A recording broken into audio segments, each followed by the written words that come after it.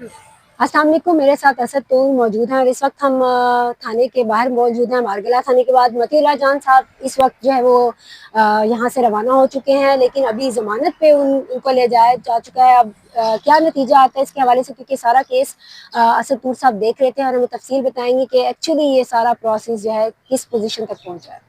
देखिए, अभी ऐसा है कि इधर मारगला थाने से उनको अडयाला जेल ले जाया गया है, क्योंकि टेक्निकली जब उनका जुडिशल इस्लामाबाद हाईकोर्ट ने कर दिया था तो वो पुलिस की नहीं, वो जेल हुकाम की हिरासत में कराएंगे।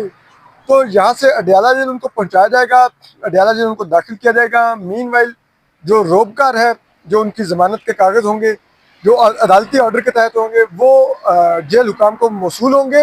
अदालत का अमला ही ले जाके देगा और उसके बाद फिर उस रोबकार पर अमल करते हुए उनको फिर जेल से रिलीज किया जाएगा। और जो जेल हुकाम होंगे अब वो उनको हमारे हवाले करेंगे। इससे पहले तक वो पुलिस के क्योंकि हिरासत में थे तो पुलिस उनको हमारे हवाले नहीं कर सकती थी, क्योंकि वो जुडिशल पर थे। असद, जिस तरह से हमने देखा कि एक इतने सीनियर सहाफ़ी पर एक झूठा पर्चा जो है वो किया गया और आप खुद भी इस तकलीफ से गुजर चुके हैं, एक इमोशनली ट्रॉमा होता है फैमिली और आप सेल्फ जो है आप इस प्रॉब्लम में जाते हैं।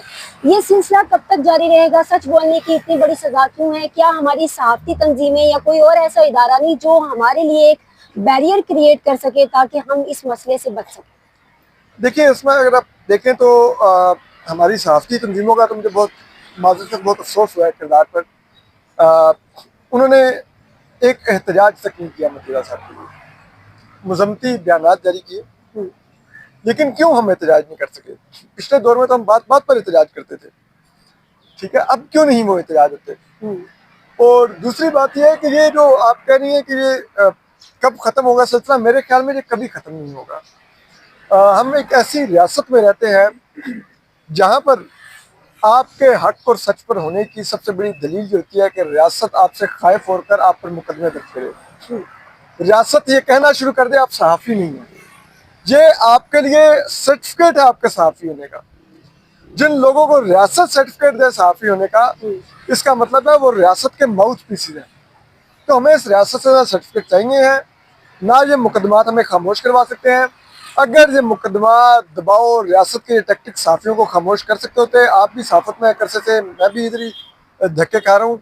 मतीउल्लाह जान साहब 2020 में भी अगवा हुए थे, उनकी टोन बदल जाती। बिल्कुल। आज मुनशियात की FIR तक बात ना आती। तो ये चीज़ें बिल्कुल कोई फ़र्क नहीं डालती। और ये रियासत अपनी कोशिश जारी रखे, हम अपनी जॉब कर रहे हैं। और ये सहाफ़ी के जीन्स में होता है कि हम सच बोलते हैं ताकतवर को, उसके मुंह पर बोलते हैं। और दूसरी चीज, हम ताकतवर पर रिपोर्ट करते हैं, ताकतवर के लिए रिपोर्ट नहीं करते। लेकिन असद ये साहब, जब तक यहाँ पर लोगों को समझ नहीं आएगी वो FIR कटवाते रहेंगे। हमने देखा कि बाज़ औक़ात इतना दबाव बढ़ जाता है कि हमारे कुछ सहाफ़ी दोस्त मुल्क से बाहर जाने पे मजबूर हुए और हमारे पास अरशद शरीफ एक ऐसी मिसाल बनकर आए जो हम देना नहीं चाहते, कोट नहीं करना चाहते। तो हम एक और अरशद शरीफ नहीं चाहते। इसके लिए हम सबको क्या करना पड़ेगा? आखिर हम इससे कैसे निजात पाए? देखें, इसके लिए सबसे बड़ा जो रोल है वो तो दो लोगों को रोल प्ले करना होगा, इनफैक्ट तीन को। सिविल सोसाइटी और मीडिया को, हमारी सहाफ़ती तंजीमों को, बॉडीज को हाथ मिलाना होगा। और जो अदलिया है उसको अपना आईनी किरदार अदा करना होगा, जो कि उन्होंने आइन के तहफ़्फ़ुज़ का हल्फ उठाया हुआ है। और उसी आइन में आर्टिकल 19 और 19A मौजूद है, जो हमारी आज़ादी सहाफ़त, आज़ादी इज़हार राय का, जिसे कहते हैं, हमें गारंटी करता है। और ये बुनियादी हकूक़ में आता है शरीयत के, ठीक है। तो ये तहफ़्फ़ुज़ बनाना अदलिया का काम है। लेकिन अगर अदलिया इस तरह के झूठे मुकदमात पर भी अगर हमारे फिजिकल रिमांड देती रहेगी, यानी कि एक ऐसा मुकदमा था कि कल जब ये इस्लामाबाद हाईकोर्ट में उनके फिजिकल रिमांड को, मतीउल्लाह जान साहब के फिजिकल रिमांड को चैलेंज किया गया, तो जब बात मुनशियात का जब लाइन पड़ी गई तो जस्टिस अरबाज ताहिर ने मुंह उठाया और उन्होंने बाकायदा स्माइल दी कि ये कब आप लेके आ गए, ठीक है।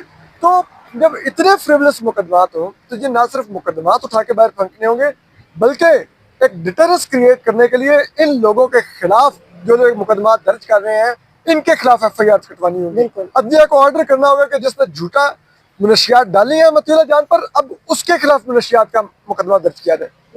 क्योंकि ये इस चीज को साबित करता है कि मुनशियात मती की तो नहीं तो फिर किसकी थी। अगर वो रियासत की मनशियात थी तो फिर उस रियासत के उन एहलकारों पर ये मुकदमा कटना चाहिए। बहुत शुक्रिया आपने वक्त दिया, आपसे फिर मजीद बात होगी। Thank you.